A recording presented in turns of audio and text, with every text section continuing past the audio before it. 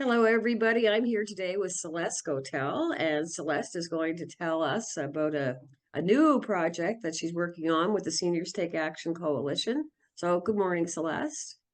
Good morning, Becky. Good. And now, for our audience that doesn't know anything about the Seniors Take Action Coalition, can you tell us a little bit about the organization? Well, absolutely. And that's a great question, Becky.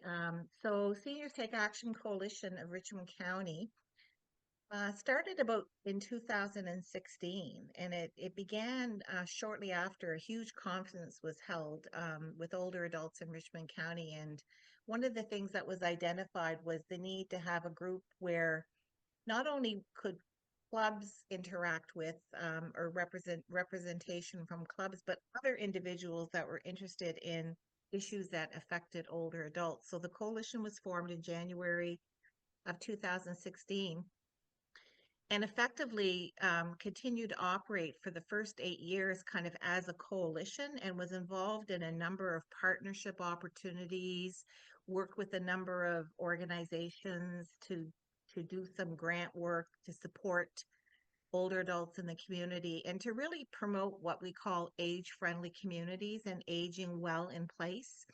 And the whole idea behind that is Richmond County has a large population of seniors, as most people who are in the viewing audience would know that, because a lot of them are actually older adults themselves. In fact, 46% of the people in Richmond County, some people may be surprised to know, are the age of 55 and over.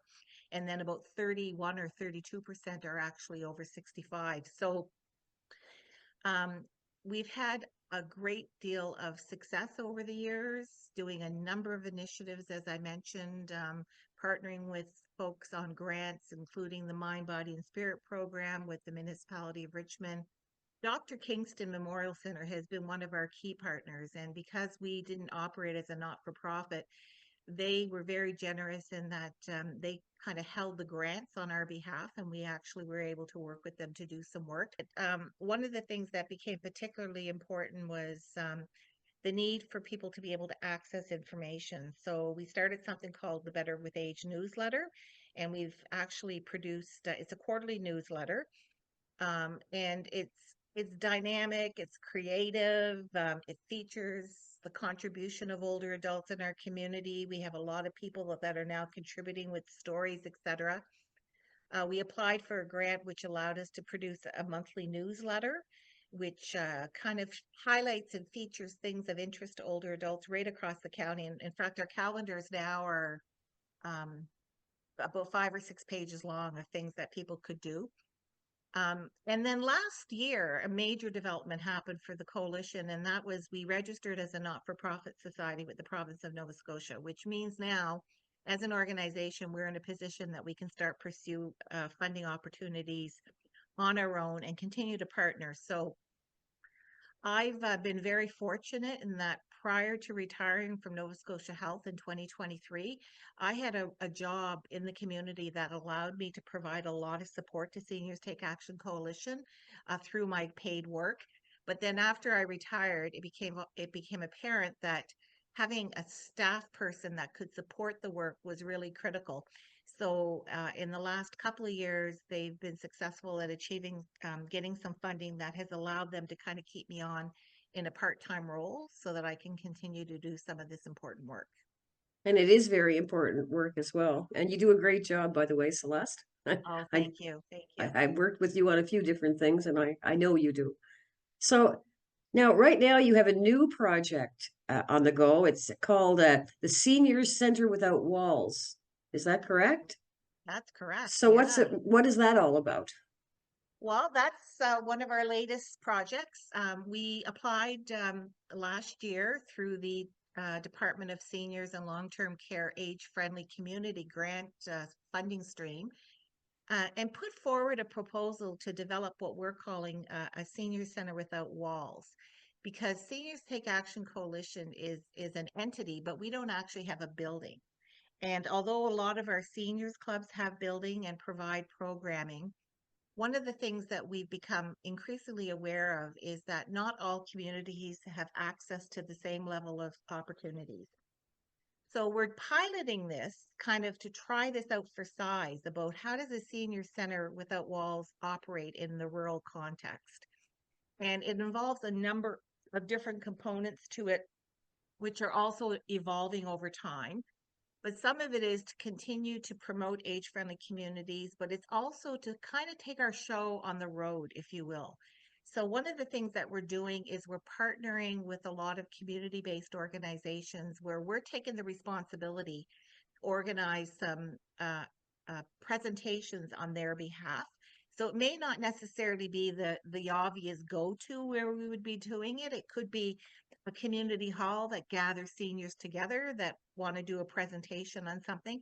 It does not have to be a seniors club, although the first couple of sessions that we have scheduled are with the seniors club in Louisdale.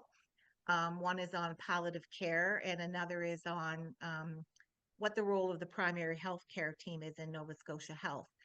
But we are also looking at doing what we're calling virtual sessions as well, because we recognize that not everybody goes out to take part in these things. So we want to give people an opportunity to actually sit in the privacy of their home and take part in something. So we will be looking at a couple of virtual sessions that are actually scheduled for the end of November and early December. And we worked in partnership with the um, social work students in gerontology at Cape Breton University. So this is kind of like an intergenerational program in that as part of their coursework, they developed a couple of virtual sessions. One is on kind of embracing technology and internet safety, and the other one is on mental health as we age. And they're going to be hosting these sessions so people can participate via Zoom. So that's another means in which we're going to be bringing information to people. Another component of the work involves continuing on with the Better with Age newsletter and the calendar, and we're looking at new opportunities to be able to kind of distribute those more widely because both of those are electronic format, and we know that not everybody has internet or access to email. So we did receive some funding so that we could start printing some of those, and we've reached out to a number of partners to ask that they print them as well, so people could pick them up if they happen to be at their place of business. And we've got a very strong, very great response from a lot of people in that regard. The other really interesting thing is that we've been working very closely with Richmond County over the years, the municipality. And over the last couple of years, they actually developed a seniors resource section on their website. And a lot of people may not be aware of that, but that's somewhere where we regularly provide them with information that they're able to put right on their website. So it's easy to access. So for example, our newsletters and our calendars are there as well. So one of the other things as part of this project that we're looking at is starting a virtual coffee club. Now we know that there are coffee clubs all over Richmond County, hosted by community centers and seniors clubs. But again, when the winter comes, not everybody is interested in kind of getting in the car, bundling up, shoveling and stuff, but they still would like to be able to sit down with a few friends and have a coffee. So we're going to be offering a virtual coffee starting in December. So we're going to be doing that once a week. And again, it's if people wish to join, all they have to do is kind of join in, and we'll be providing an easy way for people to do that. We don't want to compete with other coffee clubs that are already happening. So it seems as though Friday morning is the best morning to go with. So we're going to start doing that. And again, that provides people an opportunity to feel socially connected, because one of the really important things about aging and getting older is to keep those social connections up. So that's another thing that we're looking at. We're also partnering with a couple of other organizations to try to bring some new programming to the area. So we're really just kind of getting underway with this. I'm really excited about partnering with Talil over the next few months as well to start offering a few new programming ideas. So we're going to be bringing the calendar live. So every week, people can expect to hear about what's going on in the week. So not only will the calendar be in a print electronic format, it'll actually be available on Talil on a particular time every day where we'll promote what time that's going to be. Becky and I have also talked about doing a couple of live presentations on a couple of topics of interest in after Christmas, and we're looking at having a live audience and maybe even talking about the opportunity to do a call-in on that particular format. And then one last thing that we're thinking about is kind of an exciting game show, but I'm not going to say much about that today. We want to leave that for a future interview. Yeah, involving intergenerational um, Yeah. young people and older people. Yeah. So Yeah. stay tuned for more on that. That could actually be a lot of fun. So definitely Yeah. stay tuned for that. So wow, so you've got a lot of stuff going on, like a lot of activities. And that does, I mean, and that all of these ideas help to promote the age-friendly community. Absolutely. That's what it's all about. Well, Yeah. of course. And of course, we will keep everybody informed as well as to what's happening, with the Seniors Coalition, very important partner that we have. I consider, the Seniors Coalition a very important group, especially for the reasons that you mentioned. And it's even harder in the winter time, for some people to get anywhere. So it's really important, that you have the virtual watch and the coffee. The coffee club, I think, is a great idea. Yeah, I Yeah, think I that's a think so great too. idea.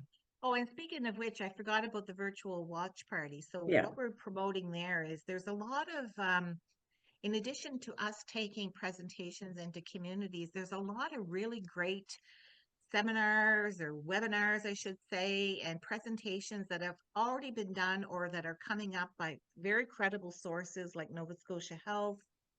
And we're really trying to promote this idea of it's not always fun to sit at home and watch a webinar on Zoom or, some other format. But if you get together with a few friends, invite them over for a coffee, and most people have smart TVs or whatever, they can actually just watch it right on their TV. Or if there's one coming up that really interests you, reach out to a local partner, whether it's a seniors club or maybe even Teleo could accommodate 5 or 6 people in their boardroom so that people could actually do a little bit of what we call a watch party in the virtual world. Mhm. And you watch it together. It could be an hour session on dementia or brain health, or it could be on bereavement. In fact, there was one on bereavement last week that was offered by Nova Scotia Health. And then you could sit around and chat about it as a group. Yeah. So that could be formal in that you Mhm. could have a led discussion by somebody, or it could be very informal as well, but it's a way of accessing information in a different format. Mhm. Wow. You've got a lot of great things, a great ideas, Celeste. You were always full of great ideas, but I like these ones. You've really, you've really covered the gamut on this. Yeah, Yeah, yeah, we're yeah. very excited about this project. Yeah. Well, that's awesome.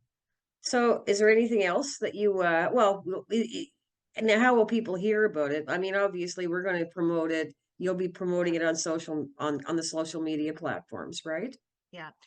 Yeah, so we are very fortunate in that Richmond County typically invites us to submit something in Richmond Reflections. So everyone receives a copy of that. So certainly we had one in our last issue. Again, Better with Age is a newsletter that comes out quarterly, and anybody can receive a copy of it. It goes right to your email address, or you can view it online, and we feature things that are going on in that. Obviously, social media is a big way that we promote. Our Facebook group called Seniors Take Action Coalition has over 800 members, and I post on that every day. So Hmm. for those of you that have internet and are on Facebook or considering joining Facebook, Facebook is the social media platform that is used most by older adults, unlike the younger generation that tend to use other ones. But Facebook is the one that's used most by older adults, and we not only post on our Facebook page, but then we share it to multiple other pages as well. So we'll share that with the Fleur de Lis Seniors Club, the New Horizons Club, with the Talio Bulletin Board, among others, like to try to get the word out in terms of what we're happening. And the Hmm. last thing I failed to mention about this particular project, as I said at the beginning, it is a pilot project because we're trying to figure out, is this a good way of approaching supporting older adults in a rural community? And so there is an evaluation component to it, but also you know, with a lot of these grants, communities do great work and then nobody ever hears about it. So we, as part of the project, we agreed to develop a bit of a toolkit that would outline kind of what our approach was, so that if another community wanted to do things similar, they could just take the toolkit and run with it. You Yeah. know, as I've often said, these ideas are not only mine. I don't sit around and generate them day after day. Some of them I come up with, but they're because I do a lot of extensive research and look at what others are doing. And we know that, you know, the highest compliment that you can pay somebody is to steal their ideas. So we're That's happy true. to share our ideas. Yeah, Yeah, that's true. And you know, really, every community could benefit from these types of programs. There's always room for exactly. more ideas and more participation. So yeah. Exactly. Yeah. And good on you, Celeste, for sticking at it. So they're very lucky to have you. Oh, well, thanks. Yeah. So I'm thinking that we're soon going to get updates. We're going to be doing the what's happening segments. I look forward Hmm. to seeing those every week and sharing them with the public. That'd be fun. So Yeah. it'll also help me know what's happening, even though I don't always get a chance to look at our scroll or whatever else is Yeah. happening. It's kind of nice to have Yeah. a person saying, when you hear it in voice, it's a whole lot different than watching it scroll Yeah. by. So I get that. So And yeah, so I'm just finalizing the November calendar. So that will be the first time that we'll actually be doing it this way. So the awesome. what's happening, again, we'll promote it on Facebook when you can see it on Teleo. And Hmm. then obviously Teleo has its own YouTube Hmm. page as well. So anything that we do, any interviews that we do or whatever, if people want to see them later, they can always go to the Teleo Yep. YouTube channel and access that information as well. So kind of yeah, so we're very excited about this. Anybody can if they have a question, happy to, you know, reach out to me, you know, put a post on Facebook page and ask the question. I always love to see people post on Facebook pages because it makes me realize that people are actually reading it. You can get a hold of us, and Becky will provide the Hmm. email address. So you can get a hold of that way as well.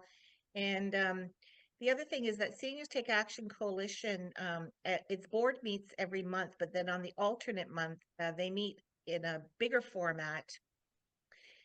Typically, one of the seniors clubs hosts us, and we usually bring in a presenter at that time as well. So last month, for example, in October, we invited the folks from the Cape Breton University to our meeting, and we had a really great discussion about how do you kind of interact, how do you kind of partner academia with community and work together more. So there's a couple of exciting projects that are coming up that I think Richmond County is going to have an opportunity to work very closely with Cape Breton University. As I mentioned earlier, already have started that with some of the students with the upcoming virtual sessions that I mentioned earlier in the interview. Um, so in November, the board will meet itself via Zoom because we do use Zoom as our platform to meet for board meetings. And then in December, early December, we'll have the broader meeting where we have other partners that come to the meeting, and that will be hosted by the Bonnie Bray Club in St. Peters, and we'll have a presentation at that time as well. So there's lots happening, and again, the best way to find out about it is on Facebook, but there are other ways to find out about it as well. Excellent. Well, thank you for meeting with me this morning, Celeste, and I look forward to hearing lots more as the months go on. That's great, and thanks, Becky. And You're I welcome. just wanted to acknowledge the work of Teleel and you know, just kind of let people know how lucky we are to be one of 9 communities in Canada that actually have our own community television station. And I think we should not take that for granted and we should support them whenever we possibly can. They're there, they're interested in partnering, they want to promote activities, and they're just a phone call away. So hats off to Becky and the team there at Teleel for all the great work you do in the community. Well, And happy 30th anniversary as well. thank you. Yeah, no, 30 years been a long time. I mean, I certainly can't take credit for all the people that came before me, but without all the hard work of all the people who have worked at Tellil and done Hmm. things, projects and and sunk their heart and soul into Tellil in the last 30 years, they certainly all deserve a lot of credit. So I Absolutely. appreciate that. So Absolutely. you have a great day, Celeste, and we'll be You hearing too, from you. Becky. We'll chat soon. Okay. Okay, bye-bye. Bye.